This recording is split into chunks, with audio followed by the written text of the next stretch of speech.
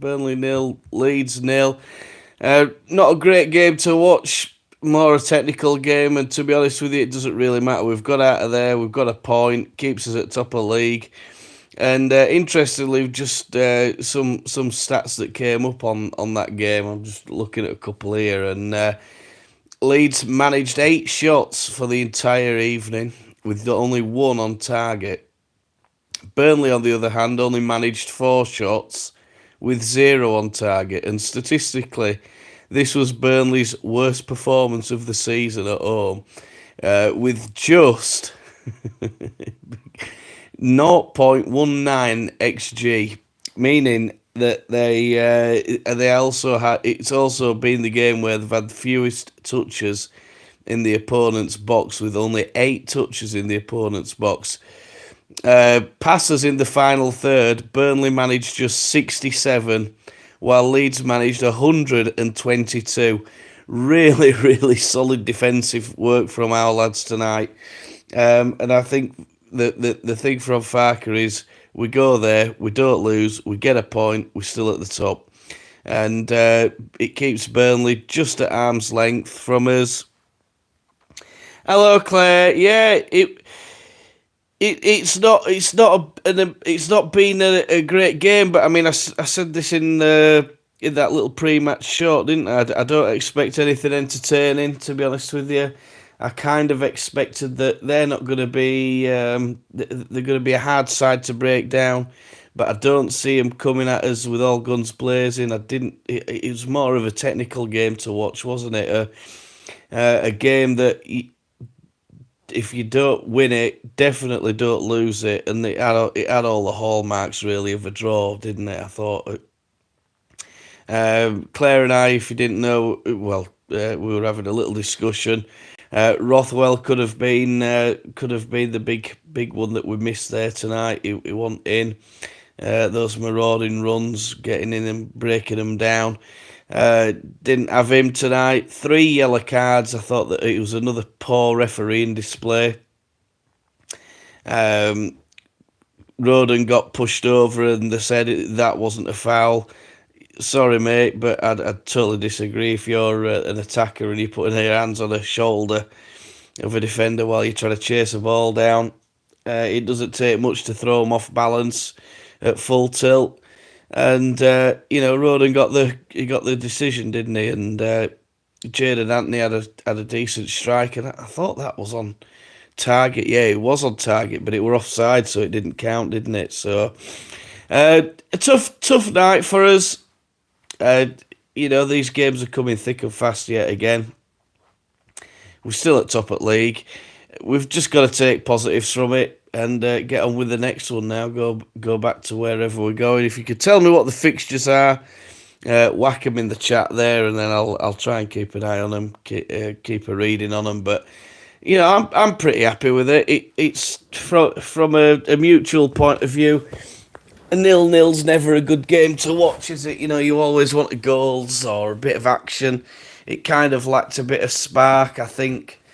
A Monday night game, it doesn't suit everybody. It's not everybody's cup of tea, and we've kind of managed to stick in there and watch it. Try to stay awake, obviously, and it's a good result for us. It's a good result. We didn't win, but more importantly, we didn't lose, and we've just starting to.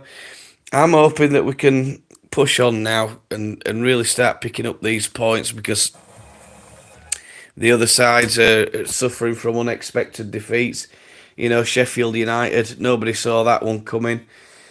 Sunderland, of course, nobody saw those results coming. I think that they lose against, had a bad result against Plymouth, didn't they? So, it's all to play for. It might be getting tough, but at least we're consistently picking the points up.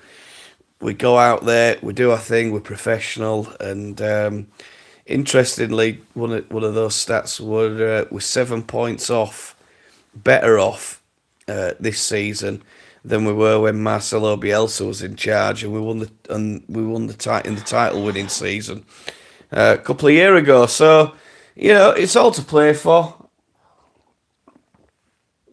I think we're all right. Ref had a shocker. I'm not too bothered that we drew. Yeah,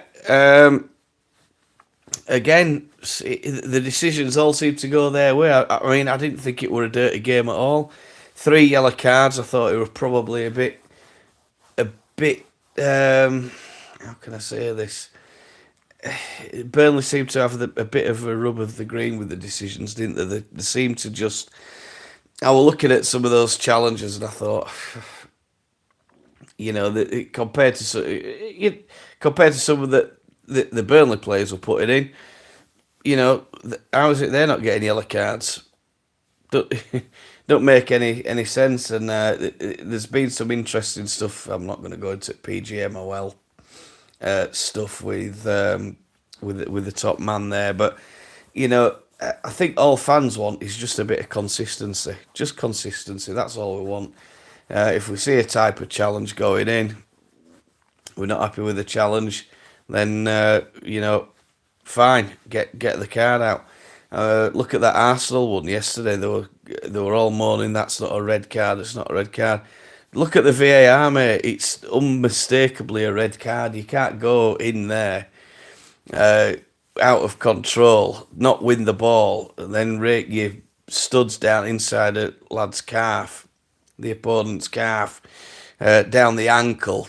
I mean, it were a horror challenge. I thought it were a terrible challenge, and it's reckless foul play, innit? They've got him sent off. But all due credit where it's due to ref. A similar challenge was made by Wolves player, similar type of challenge, and he got I think that player were on a yellow card, so it was a case of, well, it's definitely a yellow, your second yellow, so you're off. It should have been a straight red, really, but it's these inconsistencies that really annoy fans. It annoys me. It annoys a lot of fans. You just want to see a referee having referees having consistent games and knowing the rules and what is a card, what isn't a card. And I looked at that tonight and I thought, there should have been at least 2 cards for Burnley players there. There's some pretty heavy challenges going in. But anyway, look, I said I came on. I promised it'd just be a quick live. Not much really to discuss. Just 2 teams trying not to lose and trying to pick up a point. I thought Dan James unlucky. I think he had a thunderous effort. I think that was the only shot on target for the entire game.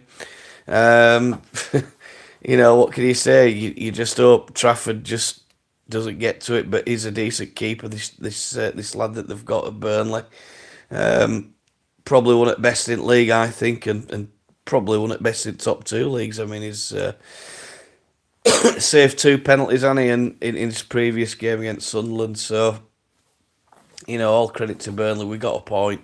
They got a point. They're still no closer to us at top at league. 3 points the difference. Leeds, and I think I just saw league table actually a minute or 2 ago. But we're still up there. It's all to play for. It's all to win. And let's march on now. Get to the next game. Get 3 points. Let's have a more interesting fixture, shall I say? More interesting result. Something more interesting for the neutrals to watch, and let's try and make football a little bit more interesting. Because one of the things that we have suffered from is we're getting boring. We're getting a boring team to watch. People aren't excited. And I think I've said this before. Would you rather have the points or the entertainment? And people said, well, why can't we have both? Well, in football, unfortunately, if you didn't know, don't matter how good a players you've got, you're not going to go out and pump teams 4, 5, 6-0 every week. It just doesn't happen, unfortunately. And when I get to that point, look at other teams. Silston, my team, they've gone out tonight. They've won. It's a 1-0 game. Gone away tonight. Got a 1-0 victory. Saturday they played. and it were a 4-0 victory. That were at home. So, you're not going to go out and pump teams 4-5-0 every game. Don't matter how good your team is or how good players are. Leeds on 60, Sheffield United on 58, Burnley on 57, and I think it's Sunderland on 55. So Leeds are up at the top, all on 29 goals played. Sorry, 29 games played. Goal difference, Leeds 34, Sheffield United 19, Burnley 27, Sunderland 18. So it's a good result for us, is that? I'm pretty pleased. And look, what can we say? We're in the driving seat, and we've got a manager who knows how to win this division. So, if he goes there, he thinks right. Well, we're going to go there. Let's don't lose. Get out of there with a point, and he'll be happy. We've got to be happy with that. Put trust in Farker. He knows what he's doing. He's obviously in love with job. He's obviously in love with fans. I saw that the other week at where we played Sheffield Wednesday. He comes round. All players come around after match. You might not see it on TV, and he goes around and applauds all fans. I think that's great. It builds that connection with fans, and all right, interesting, exciting at times to watch. But let's get out there. What matters is let's win this league. Let's win this league, and we're in the driving seat. It's ours to lose.